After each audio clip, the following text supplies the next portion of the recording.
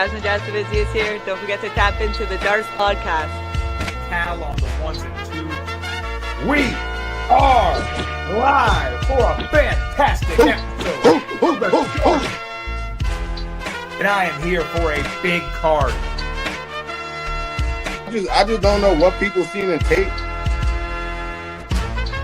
I'll see you when that cashes. The main event of the evening. This is Matt, the Steamroller Frivola. Tap into the Darts podcast for all your MMA bets.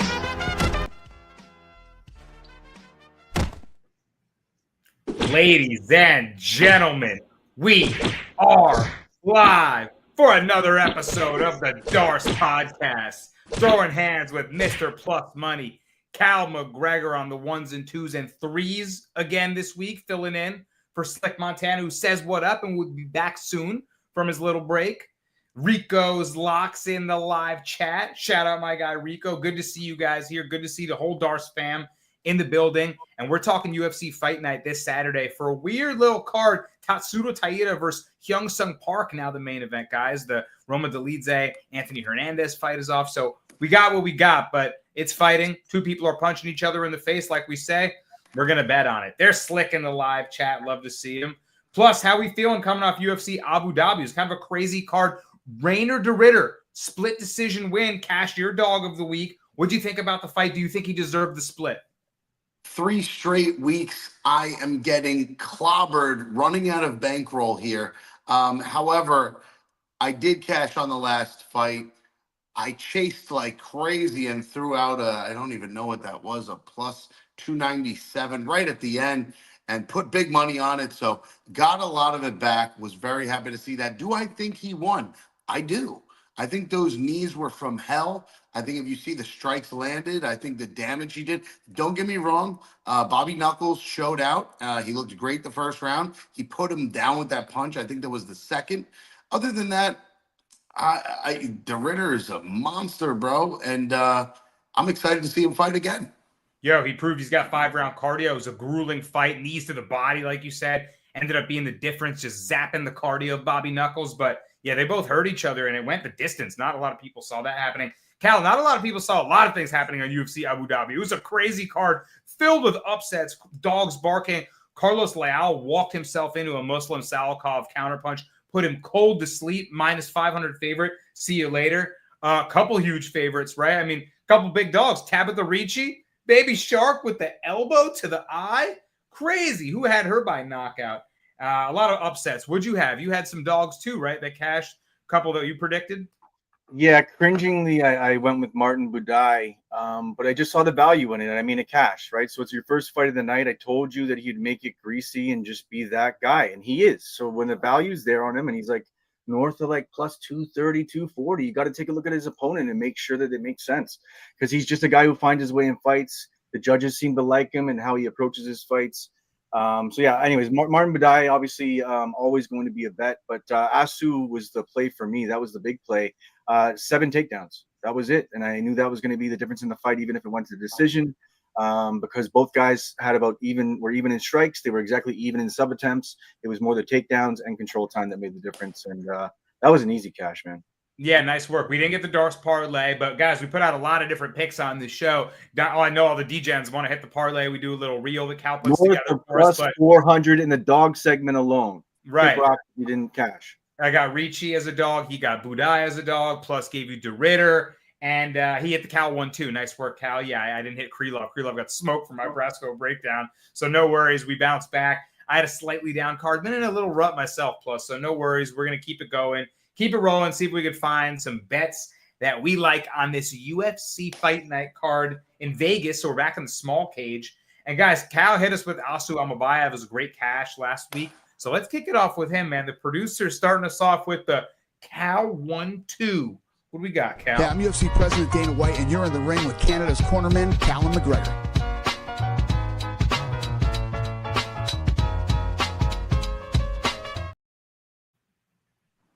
Nice. Oh, Producer muted himself. So I'm going to come in with a play. I usually like to bring two pieces or two ways to attack it, whether it's I'm going to come with a spot and then bring a prop, or I'm going to do a two-piece parlay, or whatever way I do it. This week I'm looking at the Rodolfo Vieira fight. And honestly, I just think that this fight doesn't go the distance. That's definitely going to be a huge play on this one. I think it's just not going to go the distance. If you're looking at Tresean Gore, I've been waiting to fade him for a while, and I just don't think that guillotine, because he's strong. It's not because he's got technical skill in jiu-jitsu. You know, he has wrestling with some power striking that's wonky, and he's just been able to sort of athlete guys with his muscle and his power. And if you get caught in that guillotine, it's over. What do you think is going to happen if Rodolfo even gets caught in it? He's going to relax. He's going to settle in. He's going to drop him to the mat. He's going to take him down. And I see either maybe 2 takedowns in this fight, but I don't think he's going to need more than 2 takedowns to get a submission in this fight, and or even maybe a ground and pound. I mean, Tresean could catch him. That could happen. But I just think that he has a strong enough chin that he could even maybe take a little bit of a shot from him early. Maybe you want to look at Rodolfo live. That's definitely a possibility.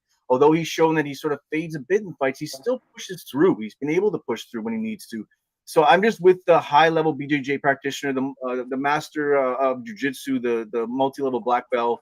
The guy's got stripes on his belt for a reason. We're going up against Tresean Gore, who's just been – I've been waiting to fade the dude, and I'm going to fade him with somebody who I've actually faded in the past in Vieira. But I just think it's a spot. So Vieira is going to be part of a 2-piece parlay, obviously a little bit chalky. We're going to have him with Taira. So Tatsuro Taira, we're going to have a hedge setup situation. You're going to learn more about that later on in the podcast. But I think a lot of people are going to have Taira at the end of their parlays this week, and I think rightfully so. And I think it sets up, if you created enough value by the end of the night, you could actually set yourself up for a pretty good hedge situation just in case if you wanted to make sure. So that is the first part. It's a 2-leg parlay. It's -116, Tatsuro Taira and Vieira, long diatribe there. And then the second part of this, just to cover your ass a little bit, is Tresean Gore and Vieira. The fight to not go to decision is -177 right now. Little chalky, but I hit chalk and I win at those. I love those lines right there. They tend to cash at a high rate. So these guys just don't see the distance for the most part. And this matchup is not going to allow Rodolfo to see the distance for sure. So I just think those lines both hit. -116 for the parlay. You have a no distance just in case the parlay blows up in your face and Tresean lands a big shot, but you still hit a coverage. You could even hit both. That's what I like about it. There you go. Cal giving you a bunch of different angles on the Rodolfo Vieira versus Tresean Gore fight. And then you're looking at the main event of the evening, which we will talk about in a moment, with Tatsuro Taira as an interesting leg there. So there's a Cal 1-2 in the mix. And everyone hit the like button that's in the live chat talking these fights with us. Appreciate you guys being here. Mr. Plus, let's talk Cal's first leg with Rodolfo Vieira. It's an interesting bout against Gore because I'm kind of with him. Like, I don't see Gore quite as UFC level, and I agree. I think he's able to use his athleticism instead of his MMA skill at a certain level. So if he tries to jump a guillotine, I think that would be a terrible mistake. Like Cal said, Vieira's going to be able to get to the side, relax, and then maybe set up an arm triangle. He's got 4 arm triangle wins in the UFC. All 5 of his UFC wins by submission. So I think I'll play Vieira sub, man. I agree with him. What do you think about this matchup? You think Gore can knock him out maybe? When we were talking before the show and you were like, this card sucks and like these fights are starting to creep up on me and like I actually kind of like the card now. I don't like this one. This is one we can fucking vote off the island here. Not a fan of this fight. Don't care who wins. I'll back my boy Cal just because, Rodolfo's got more ways to win. But let's be honest. Boring. Tresean Gore kind of electric sometimes. However, we haven't seen him in a while. Remember, he was gone for a couple years. So, yes, he fought 3 months ago and 8 months ago, but KO'd real quick by Mark Tulio. Didn't get to see much out of that. And then he won by sub, right, against, Tricali, a nobody. Man, Rodolfo, I just can't bet this guy anymore. The loss versus Andre Petrosky just was pitiful, just an absolute waste of 15 minutes of life. All right, I'll back up Cal because Cal's my dude, man. I like his other pick better, the Taira. And I don't know if these guys will finish. They should, but I can't bet this fight. I think boring cashes and Styles makes fights. I think that it's just going to be. You mentioned a wrestler versus jiu-jitsu situation. wrestlers tend to hang out on top and be able to sort of do that. That's not going to be the case in this one because although Trayshawn's a wrestler, it's not very good when transitioning to MMA. Sorry, you jump back in there. No, not at all, man. You got to defend your take there. And honestly, I do think it won't go the distance because I think that Vieira has slightly improved his boxing. He can use his punches a little bit better to set up his takedowns. I think he'll move forward and potentially either get himself caught going in or take him down, get this fight to the mat, and outclass him on the ground and be able to submit him. So I think it's one or the other. And I like Vieira by submission. People like Slick do worry about his gas tank. But, Cal, I'm kind of with you. I think he slightly improved it. It was a worry. We've seen him labor late. But like you said, he can push through. I'm with you. I think Vieira can win this fight. All right, man. The Cal 1-2. You get in the Vieira fight not to go the distance. And then he's parlaying him with, let's go to it, Cal. The main event of...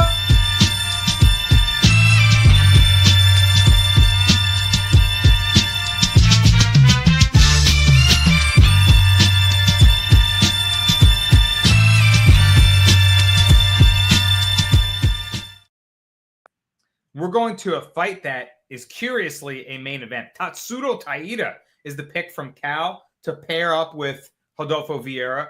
And he's fighting Hyung-Seung Park, a guy that's stepping into this spot now. Big-time main event spot. He came from the road to UFC's Korean prospect. Looking really good, man. And he's taking on a guy in Taira that's coming off his first pro loss of his career. Split decision, 5-round, grueling affair with Brandon Royval, former title contender, where Taira got hurt real bad, but was able to get to his positions on the mat and use his grappling to win rounds, was able to actually power through a flurry of strikes, land some shots of his own, and just show amazing determination and toughness. He was hurt bad many times in that fight, still battled to the final bell. So I was impressed even in a loss. And now he's going to bring his grappling, Cal, against a guy with pretty good grappling of his own in Park. And Park, I would give maybe the boxing advantage. I think he's the more dangerous puncher, the more powerful puncher probably. So, he's looking like a pretty dangerous prospect. He's well-rounded. Taira, obviously, the back takes are so dangerous. If you can get to your back and lock in a body triangle, you're probably there for the rest of the round, just fighting off choke attempts. So I wonder if Park can deal with him. And it's his first 5-round fight for Hyung-Seung Park. So if it goes into deep waters, I've seen Taira there. I've seen him go, hard in that fourth and fifth. I don't know how Park will be. I'm going to go Taira too. I'm with you. But Cal, just give me your finishing take on this fight in the main event that you like for Taira. Yeah, I think if we're looking at it with Taira, like if we're looking at Tatsuro Taira, he's going to be able to get to the takedowns. I think at least he's going to get 2 or 3 takedowns in this fight. So if it goes to decision, which it could, we could see that he's going to win likely a dominant decision with maybe attacking a couple subs. So I think there's an option there. Also, I think that if he gets control enough on the back, he's going to be able to actually get to a submission at some point, even late in the fight. Yeah, Park's just got, it's more striking versus grappler. He does have a little bit of grappling upside, but with Park, I think that he's going to be able to try to land on the feet.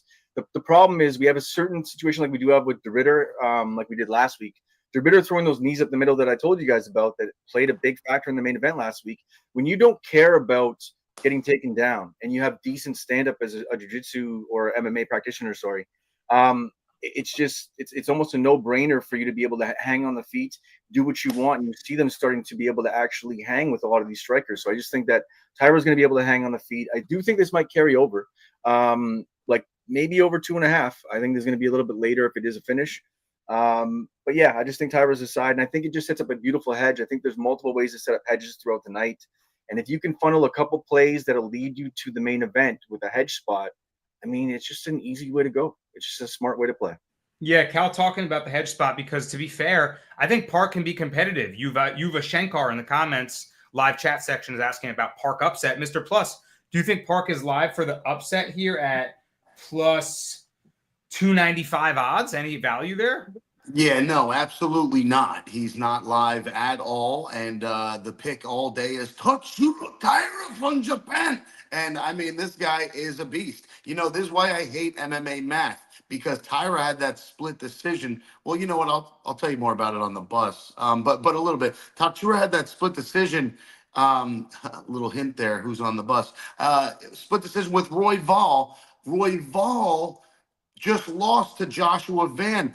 I think if Tatsuro Taira fought Joshua Van, he would rinse Van, bro. He would just take his back, take him down. I think he'd choke him out. Styles make fights. You know, Roy Vol obviously wanted to stand and bang, and Tatsuro Taira has a real good fight IQ, man. I think he could take Joshua Van's back easy. I think there's levels to this, and his grappling so fucking higher than Joshua Van. I don't know how Joshua Van skips the line. I get it, though. He beat Roy Vol. The dog, the absolute dog. But yeah, man, Tatsuro Taira all day. Anchor your parlays. This is an easy dub. The O has got to go. Hyung Sung Park's best win in the UFC is Carlos Hernandez. Bro, there's levels to this shit. Tatsuro Taira, easy victory here. Easy. Wow. Bold take for Taira. Cal, what do you think that? I mean, Van is obviously, like he's skipping the line. He's taking on Pantoja. Do you think that he would walk through that? You think that Taira would beat Van as well? What are your thoughts on that? But even besides even all that, not to sort of sidestep the question, but it's like it's MMA, it's a fight, so there is a win condition there, and Park could land a shot. It could happen, you know, banana peels happen, whatever else. So my whole thing is, if you haven't set yourself up going into the main event, if you are setting up some kind of hedge and don't understand bankroll, and if you don't understand bankroll management, hey, it's not a shot on you. Let's learn. Reach out to these guys. These guys know bankroll management. They understand how to do it and really break down things finite for you. There's no way that you don't cash going into that at the end. You know, like you should be able to hedge going into the main event potentially and figure out how to bankroll that properly so you're going to walk away with a profit. There you go. Slick's giving you prop ideas on the other side. Park by KO decision should be close to plus 350, he says, in the prop market. So maybe if you have a Taira sub, that's their last leg or something like that, then you could take Park in that method. So I like it, guys. Smart talk there. And like you said, just manage your bets right. And if your first two legs hit, then you're walking away with guaranteed profit. That's the Cal method right there. He likes to lock in the profit. He's not riding for the most. He's riding for the secured guaranteed win. So respect that. All right, let's get those first legs to hit. All right, man. Onward we march. And we talked about the main event. We like Taira. I think Park will have a good showing. I think he'll be competitive. I agree. But Taira's body triangle is going to get laced up a couple times at least. And each time he does, the round is his if he doesn't find a choke. So it's just too good. It's just too good. And I think his striking is really improving. So, yeah, I like it. All right, man. Next up, we got to talk about a few fights. We got to ride for 3 fighters all aboard the Mr. Plus Parlay bus. And I'll see you when that shit catches. Mr. Plus, Parlay bus, bet it all in trust. Jabs and hooks, it's all about the rush. Put it down on the underdog, never hush. Odds stack high, feel the thrill, that's a must. And I'll see you when that shit cashes. Celebrate the wins with Plus 188. Oh, is my mic muted? It says my mic is. Let's start over. I got a plus 188 for the plus bus this week. I don't want it to get lonely on the bus, so I got to start cashing some of these in, or else I'm just going to be fucking draining money. Here we go. Leg number 1. I think this is an easy one for me. The line's off. I'm a capper. I like to read the lines. Even money when it came out, and it is seriously closing in on minus 160 now. Give me Andre Puliev. This dude is a beast. We saw him on the Contender Series. He looked amazing against Liam Anderson. And, man, he's got knees from hell, elbows from hell, and he's really going up a guy that hasn't been proven at all. Now, don't get me wrong. Neither of these guys are very proven coming off one UFC fight, and they both took L's. However, the Christian Leroy Duncan loss in a decision is a better loss to me than the Mansour Abdul Malik KO strikes against the cage. Nick Klein is blue collar. He is a thug. He's definitely raw. But that's why I'm fading him. He's green, and Puliev has way more experience. 12 fights versus 8 fights. Man, this guy's also much bigger. 6'4" versus 6'1". You're gonna see it when they go eye to eye with each other. And I know that frame is mostly in his legs. Those extra inches. I think he can T-kick. I think he's got great striking, and I really feel like this is a spot for him to get a W. I know the UFC wants him to win. Give me Puliev for leg number 1. Legs number 2 and 3 are even easier. Let's jump right to him. Leg number 2, I'm going Esteban Ribovics. Remember when he had that fight of the night against Zellhuber? Not looking as good anymore. However, he's a fucking dog. He goes straight forward. Although he took that split decision loss to Nasrat Haqparast, some could say he won. I know I lost money on that. And my guy Elves Brenner, on the other hand, very kill or be killed. Don't get me wrong, he'll walk through fire. He's got a chin, but we saw a mean KO by Joel Alvarez. And man, I just don't think that this guy is any match for somebody who puts pressure on like Esteban Ribovics. If he's in your face, if he's throwing strikes, if he gets you up against the cage, I can see great body shots. I can see Elsbrenner, maybe if he has the yellow hair, it'll turn pink again, bloody everywhere. Give me Ribovics for the dub. And to cash us in on the plus bus, we're going back to that main event. This is an easy one for me, boys. I'm taking Tatsudo Taira. And don't get me wrong, like you said, Park's got some stand-up. He could be the better boxer. But you know what he doesn't have? More power than Brandon Royval, who couldn't put Taira out. It was a split decision, man. I just don't see it in a 5-round fight. This guy, Park, is going to get gassed out by the end of the third. He's not going to be able to do much. And I think Taira laces up the sub, man. I can see him taking the back, locking in that body triangle, like you said, Danny, and getting the rear naked choke. We've seen this guy do it time and time again. And if you remember some of his older fights, when he get hit, he had the long hair before. So when he got hit, it really looked like he was getting hit because his hair would shake.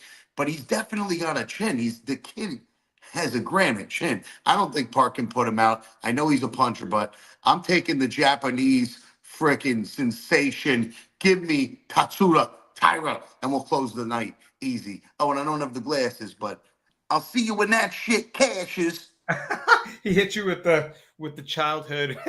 I love that, man. Plus 175, or excuse me, plus 188 on the bus there. Yeah, you got Andre Pulaev, Esteban Ribovic, and Tatsudo Taira, man. I love the bus. So does Slick, who's firing off his thoughts in the live chat. Love to see Slick putting down his comments and opinions. And let's start it off, man. I mean, Cal, we're talking Pulaev versus Nick Klein, and Slick is also loving Pulaev. So do I. I think I want to get a bet on him now. Plus, I think the line might climb to minus 175, even higher.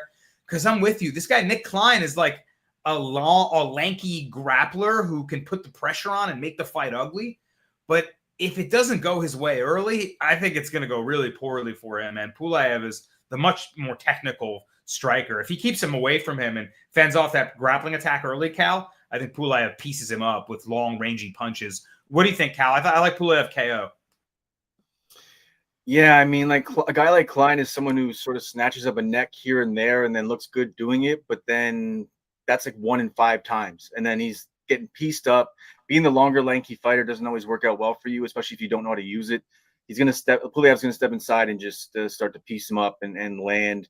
I could even see him grinding him up against the cage at points once he's starting to wear him down and really start to land some dirty box and really get this going. So I may look at this live because I just don't know. I don't know. I don't know how I want to attack this. I think maybe there is just value right now, and I may just get in with everybody else because the line is pretty decent right now.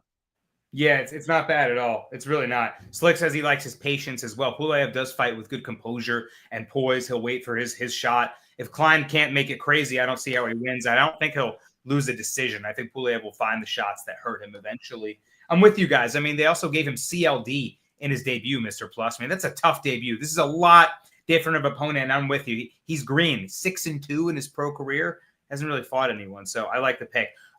Slick says he likes KO rounds 2 or 3 when Klein's gas tank fades. What do you think about that, Plus? Yeah, love that. Love that take.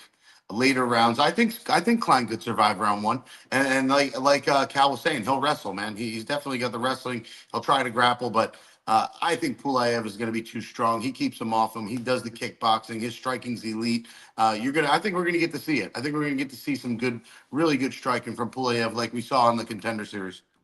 Yeah, I'm with you, man. I'm with you. All right, so Pulaev for the first leg. We like it.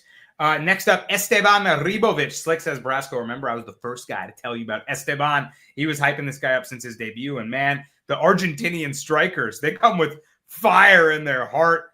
Like you said, he will walk through fire. And he's facing a good opponent to do that against. Brenner, a guy that's been in some nasty fights himself, but on the wrong end of a few as of late. And I think that that Ribovic can walk through Brenner, land volume, Cal, pour on the strikes to every level, finishes his combinations with a kick. and maybe find a late knockout on a tough guy like Brenner who's coming off a damaging fight. I think I like laddering up a Ribovic significant strikes and see how much Brenner can last in a fight where both guys like to take one, give one to take one to give one. What do you think about that, Cal? And what do you think about Ribovic as a minus 250 favorite about? Yeah, and the echoes of Daniel Zellhuber. He is the antithesis of him. I mean, he's a guy who goes in there into the fire. He fights for everything, and his volume is there. Even when it seems like his gas tank is gone, he still fights through it and then gets it back. He's just that guy. And I mean, his volume is at 8 strikes landed per minute in 5 UFC fights. So the sample size is there, and he's just high volume. There's no other way around it. And when he lands, it's a problem. Now, don't get me wrong. Elvis Brenner has, his moments, very well-rounded fighter, but this is just not a good matchup for him. I'm fully with Ribovic on this side. I love this guy. I just think he's his sword will be, it's a double-edged sword for him. The same thing that makes him so good will hurt him against some of the elite strikers and some of the elite fighters in the division. But right now, let's go. Ribovic all fucking day. 2 legs on the bus, cash. Let's roll. Yeah, let's go. This is a good one for him stylistically. Plus, because Brenner is good in those chaotic fights, in the scrambles. He can go to his jiu-jitsu. He throws punches from awkward, kind of odd angles sometimes. But I think he's probably going to lose a battle. If they trade, he's probably going to lose that trade more often than not. You know what I mean? Do you like a late Ribovic knockout, or do you think that Brenner survives until decision? No, I think Brenner's face is a punching bag. I think we can see a late knockout. Very similar to the other fight. I'd say rounds 2 or 3 knockout, just like Slick said. So maybe we'll do the combo in the first, combo in the second. Might make this bus a juicy plus money bus with some methods of victory as well. Method plus round bus. That could be spicy. Very nice. Yeah, man, I like it here. It's going to be a fun fight for sure. And then his last leg is Tatsuro Taira. We covered that fight. We like him in the main event to show out, prove that the top tier of flyweight is no joke. And Taira's been hanging out there, sharpening his skills. He's going to show Park what's up and that he's not quite ready. Just 10-0. Not quite ready for Tatsuro Taira. All right, man, plus bus. Digging it. Plus 188. Tail it. Ride it. Let's go. Let's cash it. Onward we march. Ladies and gentlemen, put your hands together. It's time for the Brasco Breakdown.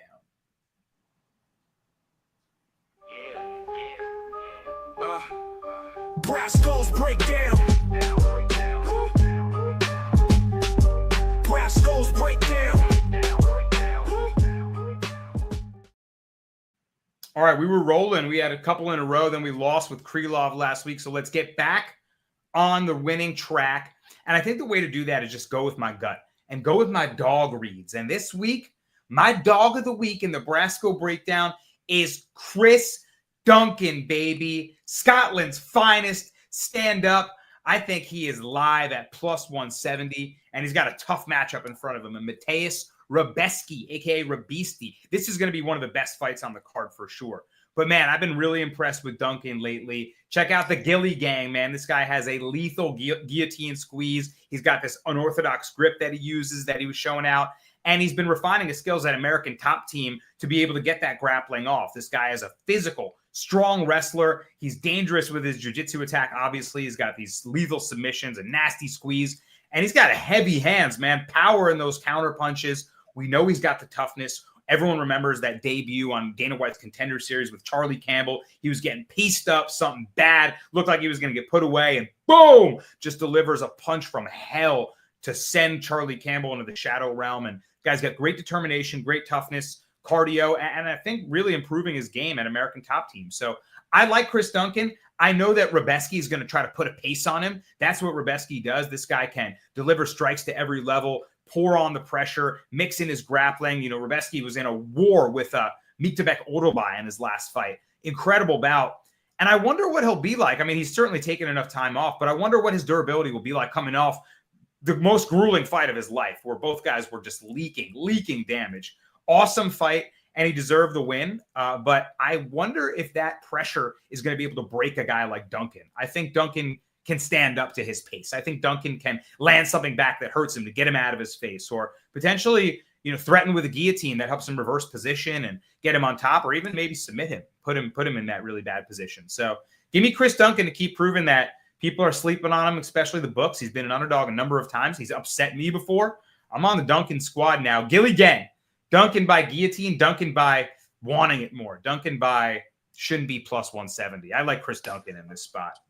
Plus, what do you think about the plus money tag on him? What do you think about Mateus Rabisti?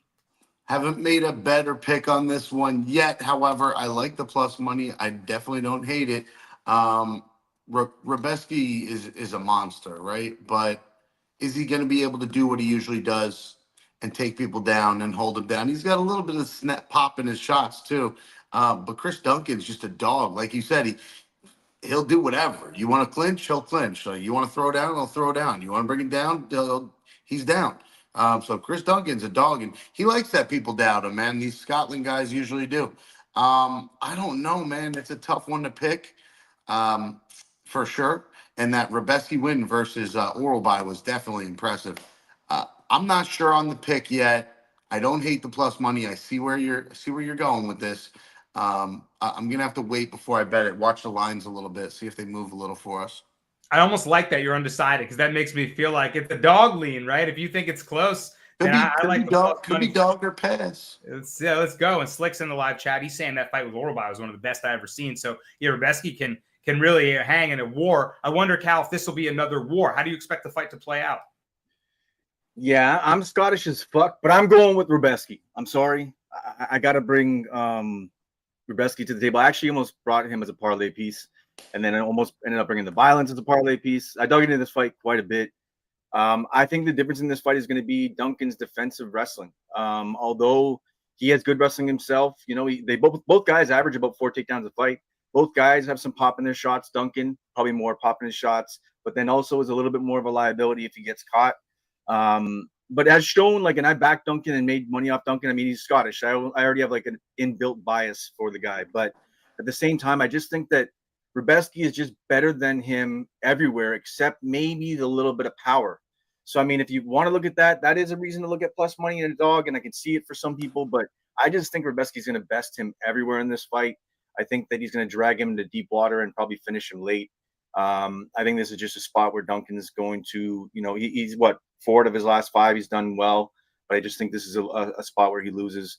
Likely, actually, I'm leaning maybe a decision. So I may look at a Rabeski and maybe fight starts round 2 or something along those lines to get a little bit more value on that. But yeah, man, I'm on Rabeski with this. I just think he's going to mix in the fighting a little bit better. And like the Gilly, you know, we can look at a Gilly and look at your grips and look at all of this stuff. And a high level guy, you know, like even looking at Walter Walker in the heel hook. Well, that's something that he's very high level at getting something like that. But a Gilly's a Gilly, and you're going to slip out of a Gilly a lot of the time. And especially with a guy like Rabeski, he's going to slip out of that Gilly. It's going to look like the Vieira. He's going to get to the side and probably take him down. Right now, I mean, 37% is Duncan's takedown defense. Not much better on the other side, but I just think Duncan gets taken down and rinse and repeat. Fair enough. Fair play. I mean, look, Rabeski's the favorite for a reason. He's a damn good fighter. It will be interesting, though. They're like you said, Slick's talking about in the chat. I mean, they're both really good grapplers. So whoever gets top position could be huge, right? I mean, maybe you spend the rest of the time on the round there. Maybe the next guy goes for that, you know, as hard as he can, realizing that, you know, I can beat you there. So we'll see how it plays out when they tangle up. It could be fight of the night, man. These two could go to war, and this could be like a fight of the night. A couple guys get dropped back and forth. This could be really fun to watch. Yeah, I kind of like a decision too. I think both guys have the durability, the toughness, and the skill sets to trade back and forth in a competitive fight that goes the whole way. So maybe decision is plus money if live they're trading big damage. All right, man. Interesting look at that fight. Chris Duncan versus Mateus Rabeski. That's my pick. I like Duncan plus 170. And now let's talk more plus money, guys. It's time to let him out the cage. Let's talk the dogs of the week.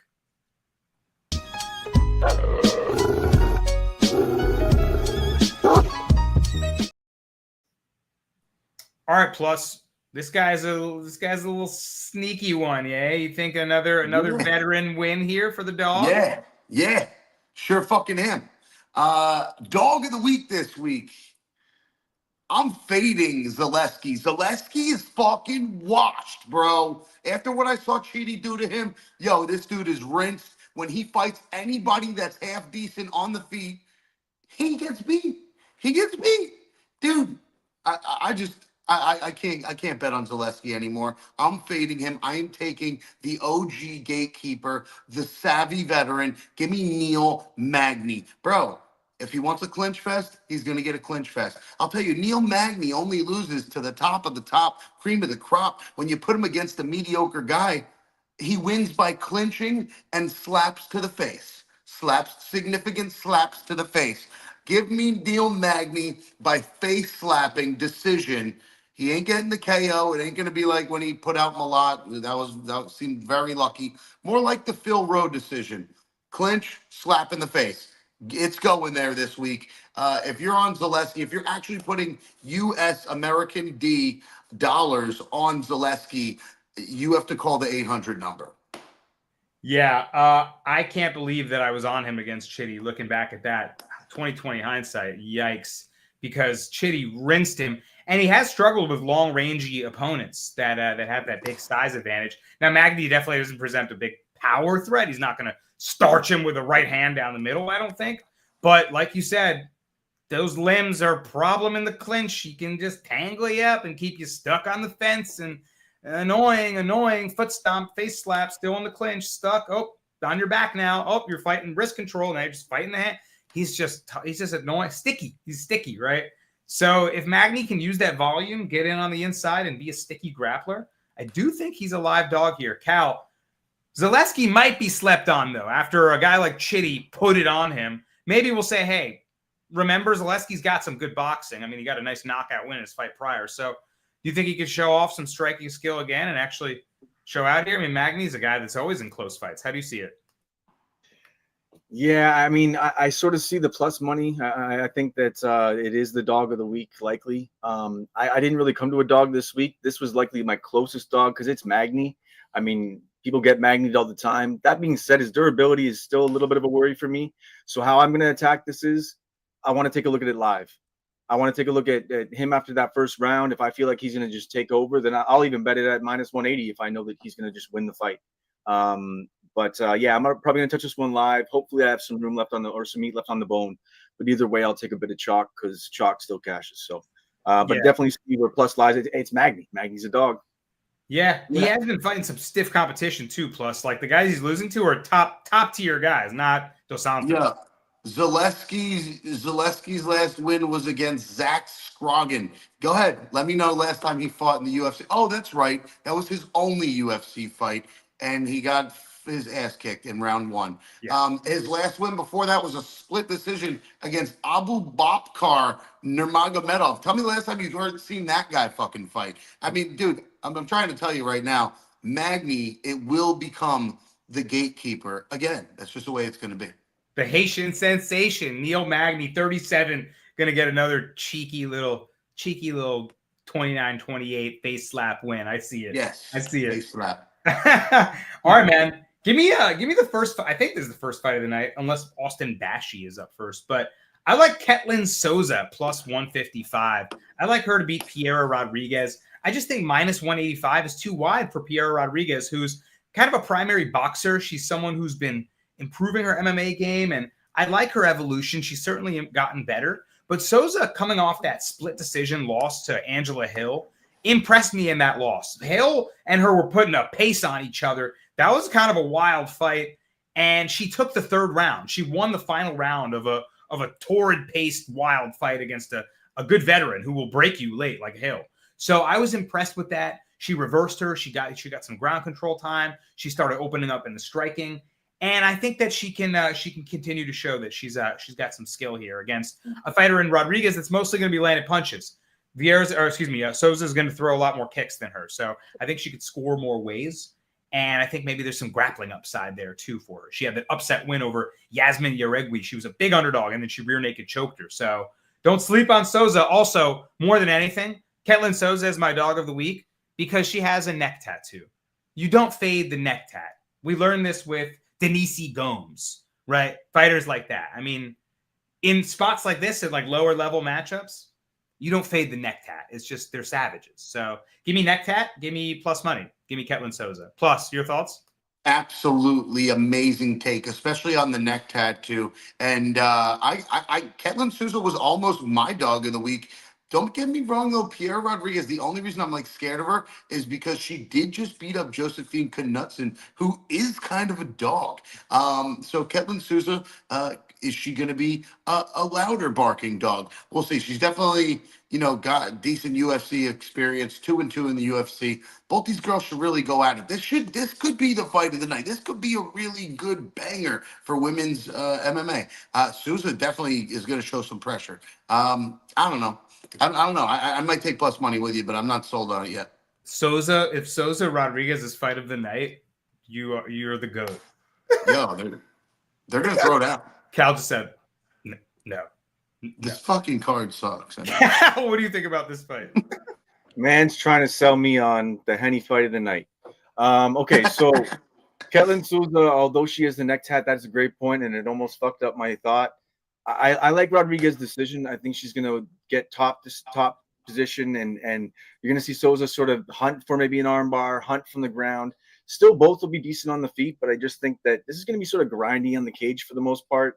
It's going to be more of a grappling affair. Both girls, maybe a couple submission attempts each, but for the most part, the pressure and I would say probably the more finishing ability, or at least within the fight that looks like she's trying to finish the fight, it's going to be Rodriguez. So I think she's going to, waver the judges that way. And I just think she wins the decision, man. I think it'll be close. I can see Rodriguez maybe getting a takedown. She'll be a heavier, bigger fighter. So maybe she stays on top.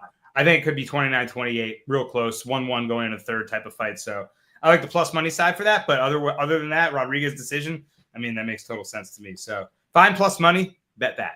Bet that in this fight. It's going to be close.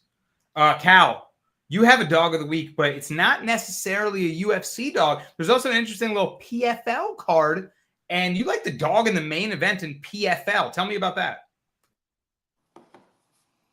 Yeah, I couldn't really find a dog in the UFC, and for me, although I'm a huge Thad Gene backer, I just think this is a styles make fight thing, and when you haven't proven at the level, and it's also a level check thing. So although Thad Gene's had some decent fights recently, he barely scraped by in that last fight against Jason Jackson. Jason Jackson didn't really commit to the takedowns in that fight like I thought he would.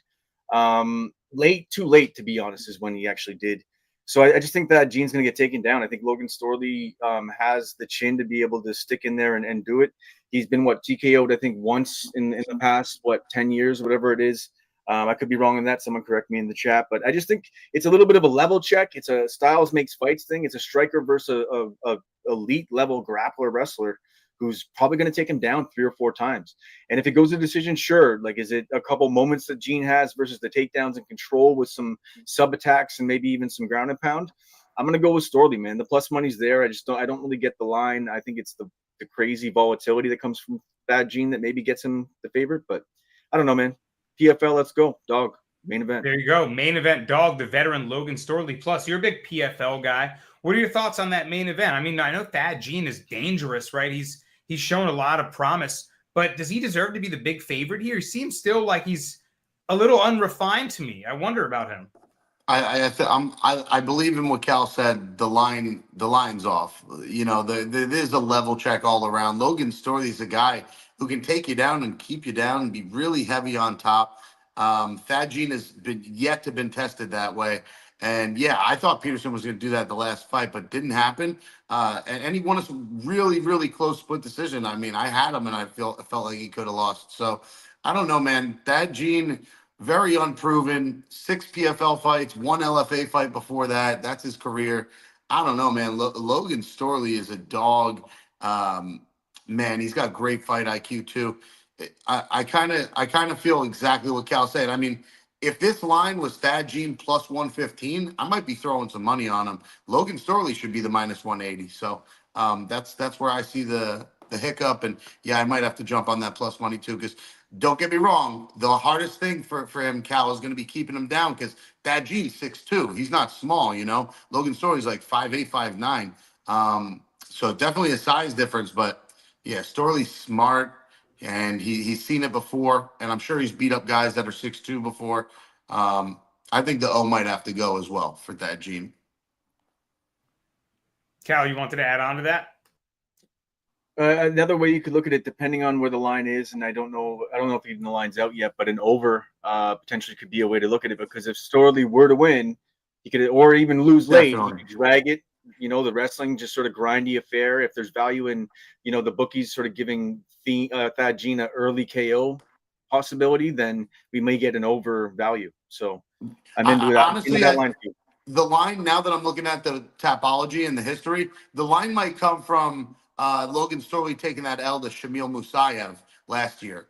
However, Shamil Musayev, between me and you guys, is a way high caliber fighter than Thad Gene, and a much better striker. I mean, if Musayev even was in it this year, he would fuck both these guys up for sure. No question.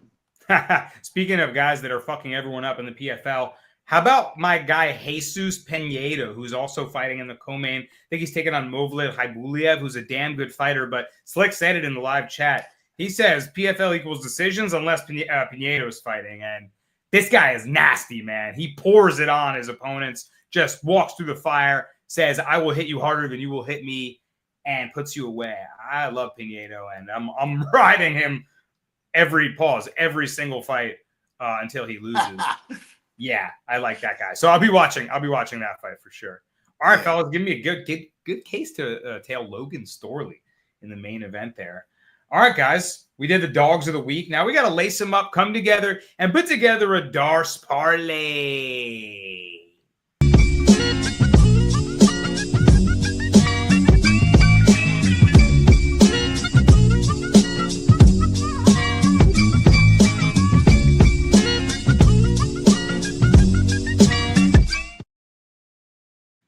All right, Cal, I think you got the first leg of the Darce this week. It's a modest Darce. I think it's a doable Darce. We got this. Cal, hit me with the first leg. It's a favorite, but one that probably deserves to be a favorite. Who do you got?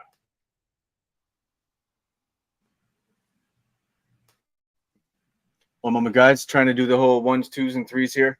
I'm going to go with Rinya Nakamura to get back on track. I think a lot of people are going to be ready to fade him because of his last fight against Hernandez.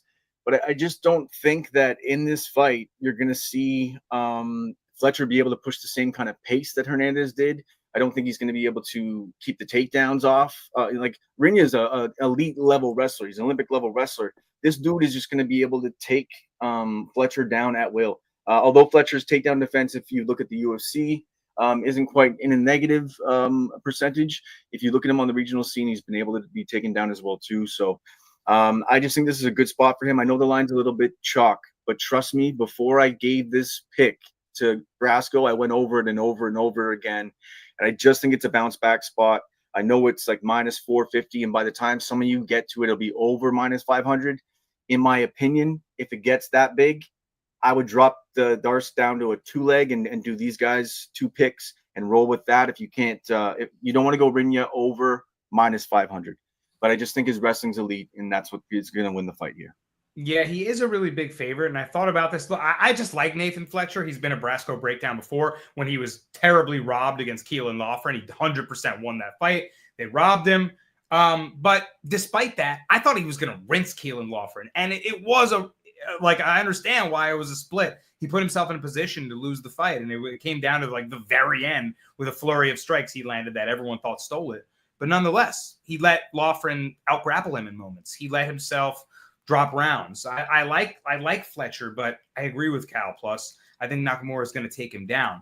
I don't think that he'll be able to throw up a triangle off his back that really puts him in danger or something like that. So I think maybe he could be competitive here and there, but ultimately he's going to spend a lot of time on his back. I like maybe a Rinya decision, and I think he wins the fight. What do you think? Yeah, Rinya for sure. Nathan Fletcher's definitely no slouch. He's definitely going to fight till the end. And we definitely got robbed against Lawford, and that wasn't even, I don't think it was that close. I don't know why they gave him that win. Something with Vegas, you never know. Vegas got their hands in it sometimes, boys. I don't know. I didn't really look at this one that much just because the line was so damn wide. And I'm not a huge Rinya fan, although the dude definitely has some decent wins in the UFC. I guess he's on the Darce, bro. We gotta ride it. Obviously, Rinya wrestling. I think that's all you need. One quick thing, what Slick was saying with Rinya, I know the fight IQ thing. People were worried about him because he stayed on the feet when he should have got to the wrestling when he, and he didn't. This is his one chance here. I'm going to give him his one chance to show me that his fight IQ is, everybody can have a bad day, make poor decisions in there. He doesn't have bad fight IQ. If you say one decision is gets us there, we're not there yet. This fight, though, if you were to stay on the feet and don't go to your like 100% win condition, then 100% fight IQ fade. I stay away from him and I do not touch his betting line ever again. But yeah, I'm with you. We get it, but not there yet. Prove us. Fair enough. Prove to us your fight IQ. Prove to us that you're not totally dumb. Go to your wrestling, Rinya. We believe in you. Next leg up, man, have we not talked about this guy yet? Kevin Vallejos is fighting, perhaps the brightest prospect on this whole card. The guy is an absolute savage. His movement draws some comparisons to Ilya. Oh, is Cal? Oh, Cal's going to dip out. I thought he was going to do banger of the night. His movement draws some comparisons to Ilya Taporia, the way that he dips in and off center line and bang, pops up with those rising hooks. He's got granite in his fist. He's got awesome physique and just, I think he's in the prime physical shape of his career right now. And the sky's the limit. His only loss is a 29-28 competitive fight against Gene freaking Silva. I mean, this kid is the real deal, and his power is nasty. He's really good with those slips and rips. He can make you miss and make you pay. I like the way he digs hooks to the body, comes back up top. His boxing is clean. He's tough to take down. He's good everywhere. I think he's got solid grappling defense already. I mean, I don't see how he loses this fight. He's facing Danny Silva, so he's only minus 400 because Silva's pretty solid. Solid wrestler, boxer himself. Silva's tough too, but Silva's hittable. And Silva's going to, if he's trading punches with him, he's going to lose that trade really badly. So give me Kevin Vallejos. I'm also going to look to take him by knockout if the odds aren't minus 200 on the KO. But if it's decent, I like a Vallejos KO. Plus, what do you think about Kevin Vallejos? From Argentina, El Chino. Yeah, bro, this kid's a problem, and the 145-pound division needs this guy. They need him to fucking put together some dubs and move up these rankings because this kid's going to be a problem. He absolutely is. Don't get me wrong. Danny Silva's all right, too, but they're setting him up here. This kid's a problem. He's only 23 going on 24 years old, and he is a problem. He did lose the Contender Series to who? To Gene Silva. Guys, we all know how good Gene Silva's doing in the weight class. Trust me when I tell you. And that fight was a good fight, man. It was a decision. Very close fight. So trust me when I tell you, and we all know Gene Silva can put out just about anybody. This Kevin Vallejos kid is the real deal. I'm excited to see him fight again. The line's just like a little wide for me, so I'm glad we're throwing him in a parlay. But like for me, I don't know how he's going to win. It could be a late finish. It could be an early finish. So I don't know. I might take Kevin Vallejos inside the distance if the line's not too chalky, or even just by KO, TKO, because he's definitely got power in his hands, man. I love to see this kid strike, and Danny Silva's going to strike with him. So I think we'll see that. Give me Vallejos in the Dars. Easy. Yeah, 13 of his 15 wins are by knockout. So KO. Yeah, I think Vallejos is going to find a chance to put him away because, like you said, Silva's going to be willing to strike with him. But that's going to be a mistake. Vallejos is getting better. And he was also able to eat the shots from Gene Silva. This kid's got a chin on him, too. Crazy power, crazy chin. Cal is back. Kevin Vallejos, Cal, we love him, right? Yeah. If we're looking at it, it's just a striking matchup here. He's going to have so much opportunity. He's a little bit less volume with his opponent, with Silva coming in with a little bit more volume. And you just have counters for days. His striking is elite. His striking is the story. We don't have to get overcomplicated. I don't know if he gets him out of there. I actually sort of like him by decision or him and an over. So him and the fight start round 2. Because I don't know if he gets him out of there right away, but I do think that he wins a decision where he has big moments. Yeah, interesting. I think Silva's going to, like you said, I think Silva's going to be there for a counter punch. But he's got a chin, too. If he can take the Vallejos shots and go to the distance, God bless. I don't think he stands up to it. But you never know. This is definitely a step up for Vallejos. I think it's a good step up. You guys mentioned the matchmaking. Appropriate. Keep building the guy. Keep giving him steps up like this the right way.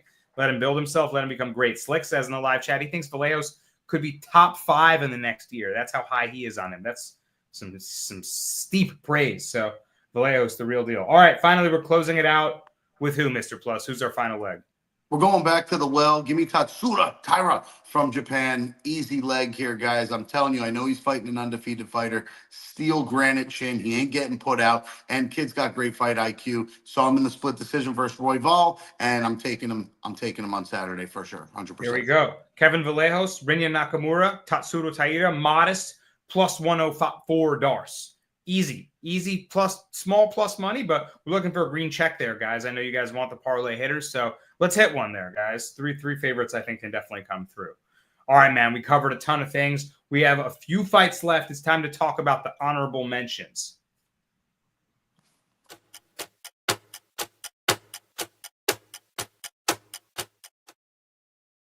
All right, we're going to go lightning round here. Cal said we might lose him, so no sweat if we do.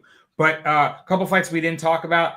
Rafael Estevam minus 520 versus Felipe Bunez plus 390. Estevam minus 520 is egregious, Mr. Plus. This is a guy that's getting some pretty solid UFC wins, but he kind of fades away in the third round. He's dropped the third round, I believe, in his last two fights. So I think he can out-grapple Bunez, but I don't like betting a minus 500 favorite that I've watched gas in his last two fights and win 29-28. What do you think about this guy? I hate the line. Just know Felipe Bunez was the LFA champ. Not that that means much, but he was. He won the belt by KO. And then he came to UFC and got knocked out by who? By Joshua Van. So don't sleep on this guy. It's not like he lost a bad competition. But yeah, Rafael Estevam, undefeated. Only two UFC fights.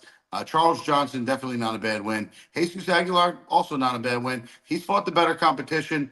Obviously, he's going to win. Hate the line at minus 500, whatever it is. Slick, so Bunez does put himself in some dangerous positions. Slick thinks that maybe Esteban can find the finish in rounds 2 or 3. So maybe the line will be justified and he can actually get him out of there. We'll see. Maybe Esteban's submission. Austin Bashi is back, looking to kind of bounce back. I lost a lot of the luster in his hype train that he had rolling with, and now he's fighting John Yanis, a guy that I haven't done any tape on. I got to be frank with you. John Yanis taking on Bashi. Bashi's minus 660. Oh, my goodness. Plus, do you have any thoughts on this matchup so far? I mean, Bashi needs to get himself in the win column. They're all high on him. 23-year-old kid. Definitely a great wrestler. I think this is an easy one for him. I don't even know who the fuck John Yanis is. Yeah. Sorry we don't have any opinions for you there. I have not done any research on John Yanis, but Bashi bounce back is likely to happen. Looks like a setup from the line alone. I got to look into this guy. Nick Klein, we talked about that. Boom shakalaka. Nora Cornell taking on Carol Hossa. I think that's a tight one, man. I actually like Nora Cornell plus 155. Similar kickboxer styles. Hossa's got a lot more UFC experience. She's 7-4, but none of her wins really impressed me. Like her last win was over Pani Kianzad. She's got like a majority decision over Lena Landsberg. She's got Yana Santos win. Like these are over like the mid-level kind of vets. I know Cornell is not necessarily proven, but she's got a Muay Thai style where there's some knees, there's elbows that she can land in tight spaces. I think there's some upside with her in the clinch. I think she could win a close, greasy fight, land her low kicks, trade low kicks with Hossa. 29-28. Cornell does a little more damage, maybe opens a cut, steals it. Cal, do you think I got anything here while you're back on Nora Cornell? I think Nora Cornell will make it like close in the sense that she'll land some big shots, or at least shots that look good to the judges. So she'll make it seem closer. And Rosa has a tendency to let women in fights. I don't understand why she does it. She's better than most of the girls she's fighting. Her losses and her fights where she hasn't looked good is her own fault. She actually is pretty talented, but she just doesn't translate sometimes.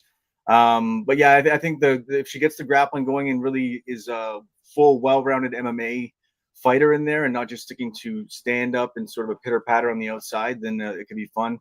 But yeah, I don't know, man. I think we talked about this in the back. Fight ends in split decision. Yeah, this is a split decision. Slick says it could be a plus 3.5 spread spot. I definitely agree with that. I think this is 29-28.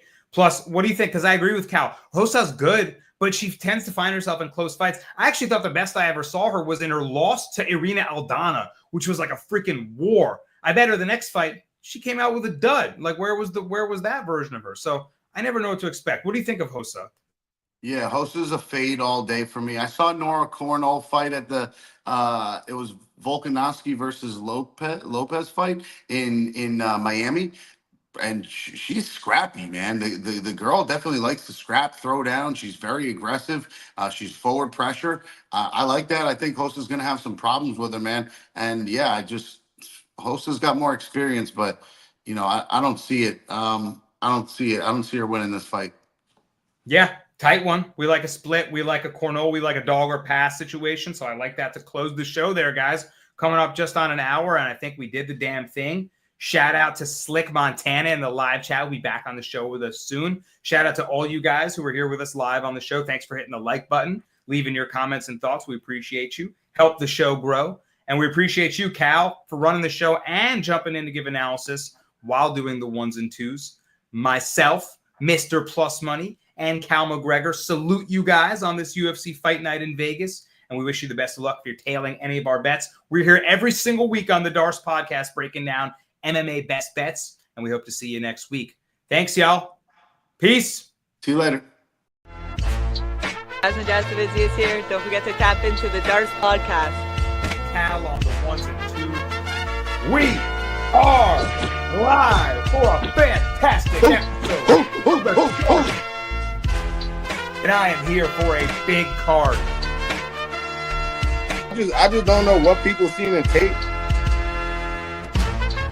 I'll see you when that cashes. The main event of the evening. This is Matt, the steamroller Frivola. Tap into the Dars podcast for all your MMA bets.